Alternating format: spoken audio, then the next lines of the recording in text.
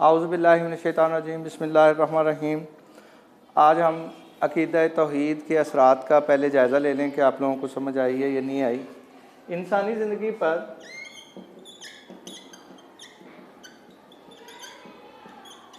अक़ीदा तौहीद के असरात, इसको हम यूँ भी कह सकते हैं कि इस्लामी माशरे पर या माशरे पर तौहीद के असरात क्या होते हैं। अल्लाह को अगर हम मानते हैं तो फिर किस तरह का माशरा वजूद में आता है।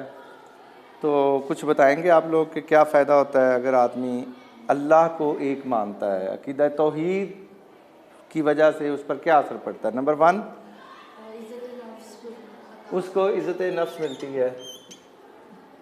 इज़्ज़त नफ्स अपनी उसकी अपनी ज़ात में। वालक़द करमना बनी आदमा, क्या मानी है इसका। बेशक इंसान को अल्लाह ने इज़्ज़त बख्शी है, इज़्ज़त वाला बनाया है। और ये एक सजदा जिसे तू गरान समझता है हज़ार से दूर। और दूसरी बात क्या आती है, इनकसारी आती है उसमें। और क्या आता है, उस वुसअत नज़र हो जाती है। वुसअत नज़री, इस्तकामत, बहादुरी और रिजायत। रिजायत से क्या मुराद लेते हैं आप। रिजायत से क्या मुराद लेते हैं। उम्मीद होती है उसमें, रिजा होती है। वो अल्लाह के चूँकि एक मानता है, सारा कुछ उसको पता है कि जो ले सकता है वो दे भी सकता है और जो दे सकता है वो दे सकता है। और इंसान को उम्मीद होती है, क्योंकि अल्लाह ताला भी कहते हैं ला तकनतू मिन रहमतिल्लाह, ला तकनतू मिन रहमतिल्लाह, अल्लाह ताला की रहमत से मायूस ना हो। ठीक है। और फिर इस्तकामत व बहादुरी होती है। रिजायत, इत्मीनान क़ल्ब, हमने अलहदा किया इसको इत्मीनान क़ल्ब। अला बिज़िक्रिल्लाहि तत्मइन्नुल क़ुलूब, जब अल्लाह को पता है कि हमें सारा कुछ अल्लाह ने देना है तो फिर हमें इत्मीनान होता है। अगर ना भी मिले फिर भी इत्मीनान होता है, मिल जाए फिर भी इत्मीनान होता है। इसलिए आप कह सकते हैं कि अक़ीदा तौहीद का हामिल शख्स, एक मुहिद आदमी, वो मुतमईन होता है, क्योंकि उसको पता है कि अला बिज़िक्रिल्लाहि तत्मइन्नुल क़ुलूब। और परहेज़गारी मिलती है। परहेज़गारी इसको कह लें, इसको आप तकवा कह लें, तकवा का हसूल। फिर इसको कह लें पाकीज़गी। ऐसे ही है।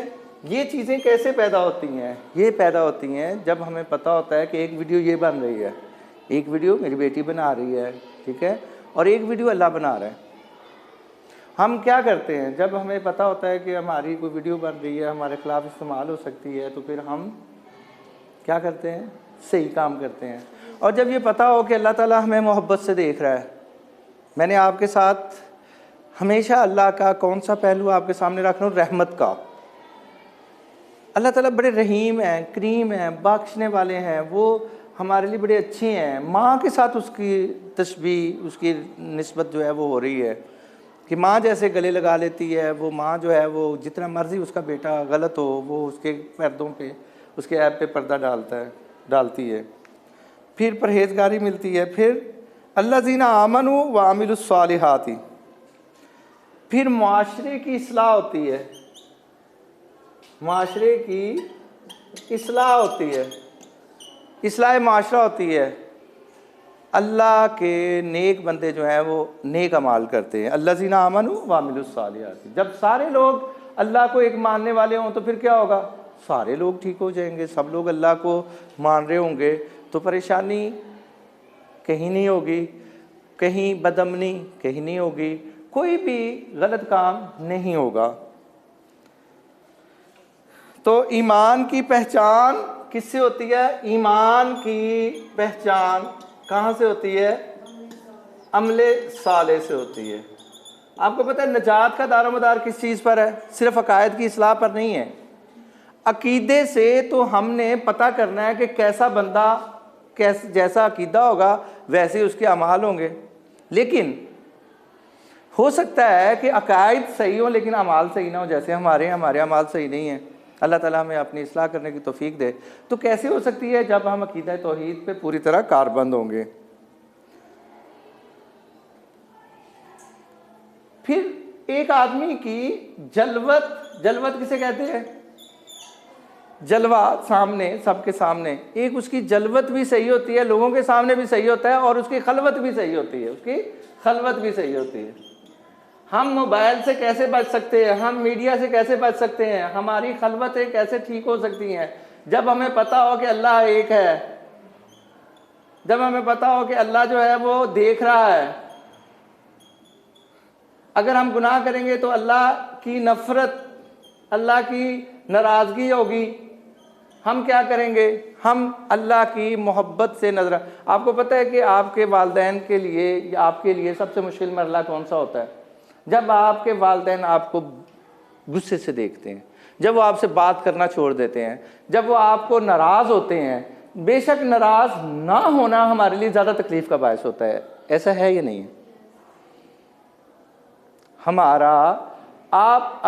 फिर अम्मू अब्बू से क्या कहते हैं? बेशक आप नाराज़ हो जाए, बेशक आप फैंटी लगा लें, बेशक आप जो मर्जी मुझे बुला बुला करें, लेकिन मेरे साथ बात करें, मेरे साथ बोलें, मेरे साथ नाराज़ ना हो। हम नाराज़गी से बचते हैं, तो क्यों ना हम अल्लाह की नाराज़गी से बचने के लिए नेक काम करें? क्यों ना हम अल्लाह ताला को खुश करने के लिए नेक काम करें? हमारे नेक काम करने का मकसद क्या होना चाहिए? कि हम अल्लाह को राज़ी कर रहे हैं, अल्लाह को खुश कर रहे हैं। एक इसमें मौका तो नहीं है, लेकिन मेरा जी चाह रहा है कि मैं एक नबी करीम सल्लल्लाहु अलैहि वसल्लम के दौर का एक वाक़या आपके साथ शेयर करूं। इसको लिखना नहीं है, लेकिन इसको समझने के लिए वैसे ही मेरा दिल चाहा कि एक दफ़ा एक अराबी आया रोज़ा रसूल पे, और कहने लगा, ए अल्लाह मियाँ, इनको खुश करने के लिए मुझे जन्नत में दाखिल कर दे, शैतान को रुस्वा करने के लिए, उसको गुस्सा चिराने के लिए मुझे जन्नत में भेज देना।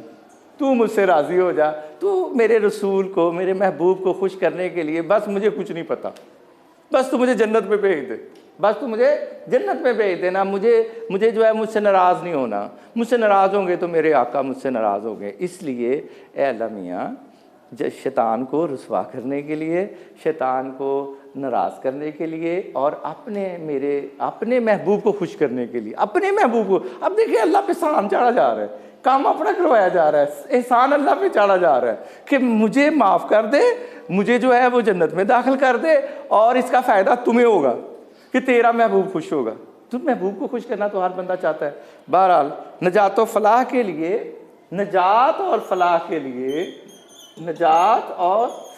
लिए फलाह क्या है? हमेशा की कामयाबी। नजात क्या है? कि हम जहन्नम से नजात हासिल कर लें। फलाह क्या है? कि हम जन्नत हासिल कर लें। अब उसके लिए किन चीज़ों का ज़रूरी होना है? क्या चीज़ें चाहिए हमें? बोले ना बेटे, ये नहीं, दोनों, ईमान और अमले साले। अगर हमारा ईमान हो, अमले साले ना हो, तो क्या फ़ायदा होगा? दोनों चीज़ें चाहिए। देखिए, गंगाराम के नाम को कौन नहीं जानता? गंगाराम को जानते? सर गंगाराम, जिस हॉस्पिटल में आपने जाके जो है ना, वो एक वाहिद अस्पताल है जिसके साथ फातिमा जनाब मेडिकल कॉलेज है, जहाँ जाके 3 साल के बाद आपने वहाँ पढ़ना है। ठीक है, आपकी ख्वाहिश होगी कि वहाँ वो लड़कियों का जो हॉस्पिटल है, जो लड़कियों का कॉलेज है, वो उसके साथ अटैच है। सर गंगाराम ने बनाया। गुलाब देवी को आप जानते होंगे, अगर आपके नंबर कम आए तो आप गुलाब देवी में जाके पढ़ सकती हैं, वहाँ उसके साथ एक हॉस्पिटल है। ठीक है, उसके साथ एक मेडिकल कॉलेज है, प्राइवेट है। तो आप लोगों ने क्या करना है? अगर आपका अकीदा दुरुस्त नहीं है, अगर आपका ईमान दुरुस्त नहीं है, तो फिर भी आपके अमले साले आपको काम नहीं आएंगे। उसका नाम है, इस दुनिया में है, सारी उम्र दुनिया उसको सर गंगाराम की तारीफ़ करती रहेगी, गुलाब देवी की तारीफ़ करती रहेगी, लेडी डियाना की तारीफ़ करती रहेगी, जो भी अच्छे काम करते हैं उनकी तारीफ़ करती रहेगी, हातम ताई की तारीफ़ करती रहेगी। लेकिन कामयाब कौन है? हातम ताई का बेटा, जो ईमान लाया, जिसके पास ईमान है, अगर उसके अमले साले हैं तो वो उसकी निजात है। अगर हम कहते रहे कि नहीं जी अल्लाह भी I love you I love you I love you, और अल्लाह कहे जी अल्लाह मुझसे नाराज़गी के काम करते हो, आई लव यू कहते हो, तो ये तो कोई बात ना हुई। हम ज़ुबानी कलामी कहते रहे कि आई लव मोहम्मद सल्लल्लाहु अलैहि वसल्लम, आई लव मोहम्मद प्रॉफिट सल्लल्लाहु अलैहि वसल्लम, जब उनकी शान की गुस्ताखी करे, फ्रांस और हम उसकी चीज़ें पहने, और हम उसकी जो मसनूआत है उसको जो है ना वो प्रमोट करें, उसकी दौलत में इजाफा करें, कभी भी नहीं हो सकता। ईमान का तकाजा ये है, जैसे मैं इमरान खान से, हमारे वज़ीर आज़म हैं, इनसे लाख इख्तलाफात आपके भी होंगे मेरे भी होंगे, लेकिन उसने जब दबंग ऐलान से कहा, उसका मैं ऐलान पढ़ा और मैं मतलब उसको मैं अपना लीडर मान लिया इस बात में, इस हवाले से सिर्फ इस हवाले से, किस हवाले से कि उसने कहा कि मैं, आप बुलाएं OIC के इजलास को बुलाएं, अरब ममालिक से कहा ना, वो मामे बनते हैं हमारे मुसलमानों के, लफ्ज़ मेरे ज़रा सख्त हो गया, वो हमारे बनते हैं, करता धरता बनते हैं। इस्लामी सरबराही कॉन्फ्रेंस के करता धरताओं से उन्होंने मुखातिब होकर कहा कि आप बुलाएं इस्लामी ममालिक का इजलास, इस मौके पर आप नहीं बुलाएंगे तो मैं बुलाऊंगा। ये इमरान खान का काम है। ये हमारे वज़ीर आज़म को, हमें फ़ख्र होना चाहिए कि हमें ऐसा वज़ीर आज़म मिला है जो दबंग ऐलान कर सकता है, जो बहादुर है, जो नहीं डरता आलमी कुव्वतों से, और अल्लाह ताला उसे हिदायत दे, उसकी वजह से हमें भी हिदायत दे, हमें भी जो है वो, बहरहाल उसकी जो ज़ुबान है। अब ये कहते हैं अगर कोई शख्स ज़ुबान से ईमान का दावा करता है मगर उसके अमाल अच्छे नहीं, तो यही समझा जाएगा कि ईमान ने उसके दिल की गहराइयों में पूरी तरह जगह नहीं पाई।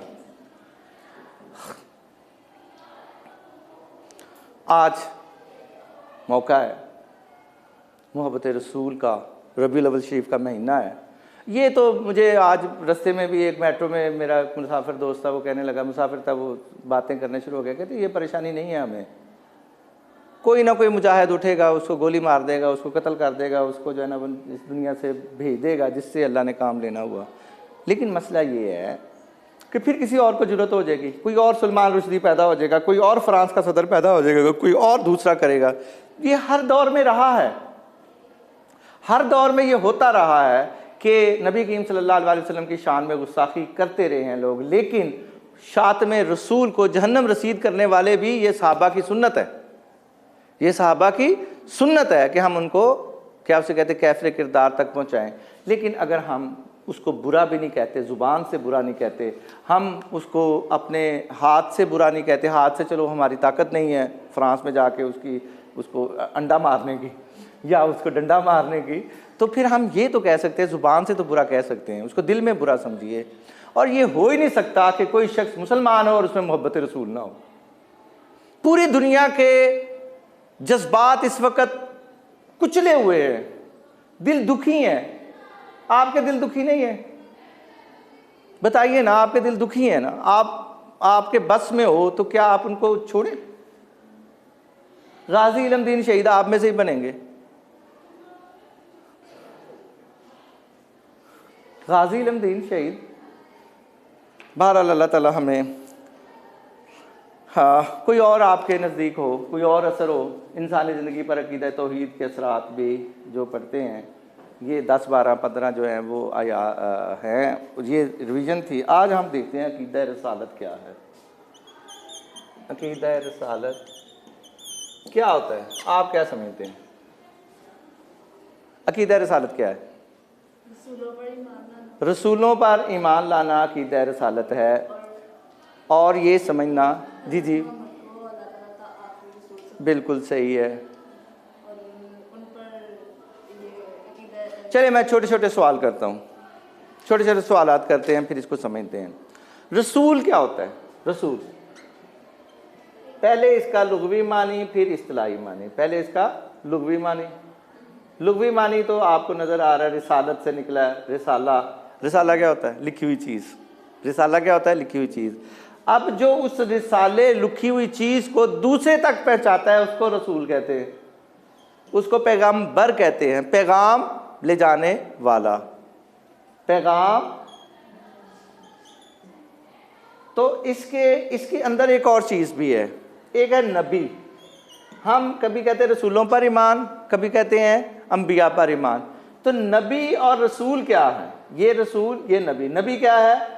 लफ्ज़ी मानी है खबर देने वाला, खबर देने वाला, कोई नई चीज़ बताने वाला, कोई नई चीज़ बताने वाला। 5 मिनट के बाद आ जाए।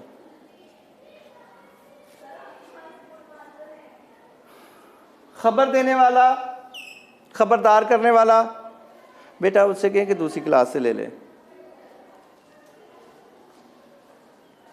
नबी किसको कहते हैं? खबर देने वाले को। और अंबिया किसे कहते हैं? नबी टेक्निकली इस्तिलाही मानी क्या है? इस्तिलाही मानी ये है, पहले नबी को देख रहे हैं, पहले रसूल को देखें। दोनों की जो लुग़वी मानी है, इसका भी लुग़वी मानी हमने देखा कि लुगत के एतबार से रसूल का मतलब होता है पैगाम पहुंचाने वाला। वो क्या होता है? रसूल। नबी खबर देने वाला। अब ये तो लुग़वी मानी हो गए। अब इस्तिलाही माने रसूल के क्या हैं?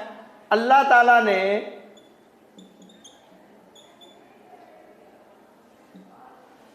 हज़रत आदम अलैहिस्सलाम से लेकर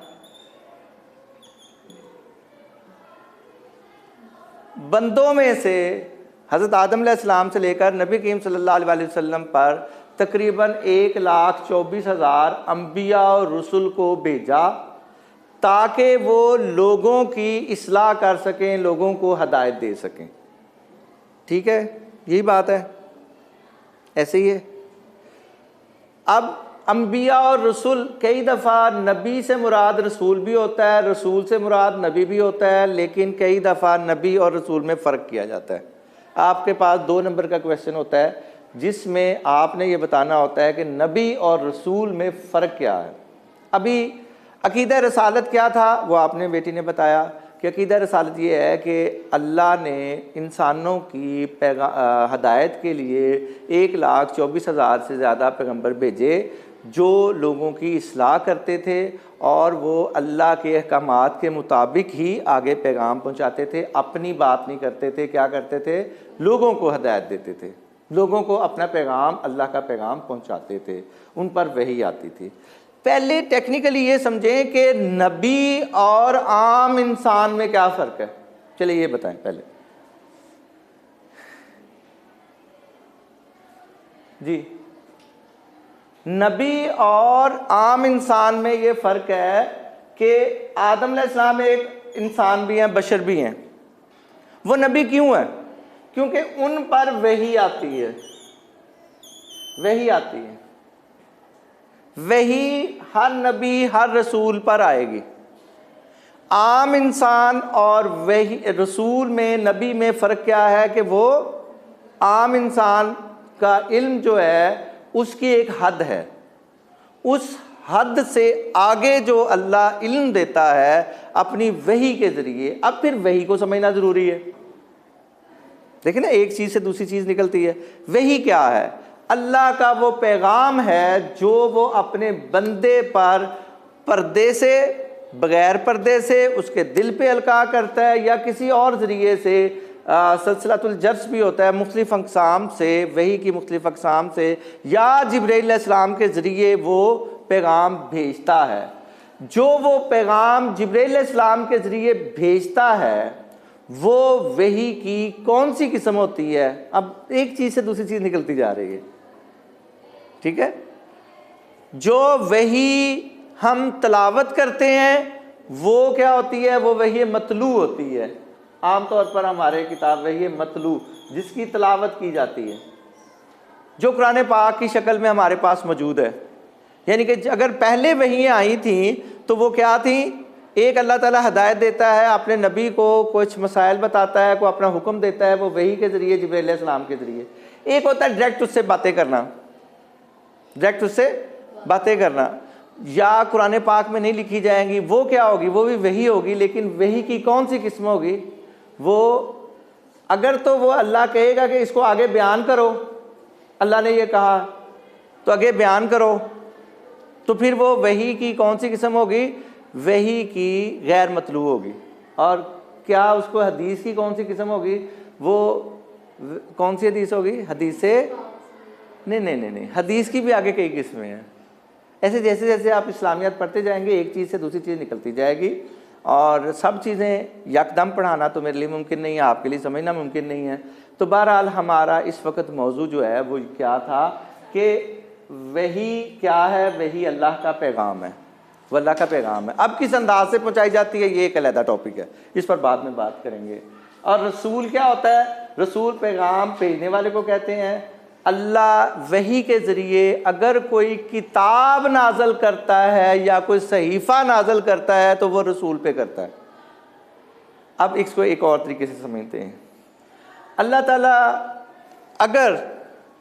ताला अगर आपको एक क्या उसे कहते हैं कि भेजता है, क्या उसे कहते हैं, आपको वही भेजता है और पिछला कानून मनसूख नहीं कर देता, पिछला कानून मनसूख नहीं कर देता, पिछला कानून मनसूख, उसी को कहता है कि आगे पेश करें। अब नबी ने आ गया, आप जानते हैं कि 1,24,000 पैगंबर आए, अंबिया और रसूल आए। इन दोनों में फ़र्क कैसे करना है? जो साहिब शरीयत होगा, जो नया कानून लाएगा वो रसूल होगा, जो नई किताब लाएगा वो नया रसूल होगा, जो साहिब शरीयत होगा वो कानून होगा, जो नया कानून लेकर आएगा वो क्या होगा? रसूल होगा।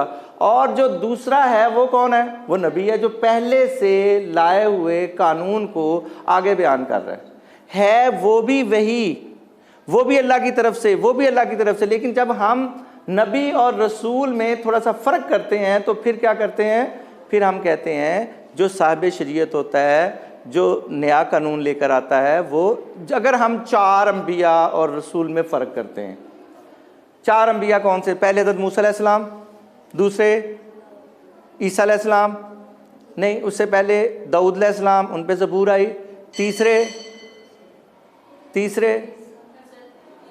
तीसरे हज़रत ईसा अलैहिस्सलाम और चौथे हज़रत मोहम्मद सल्लल्लाहु अलैहि वसल्लम। अब इसका मतलब ये हुआ कि मूसा अलैहिस्सलाम से पहले कानून नहीं था, पहले भी था।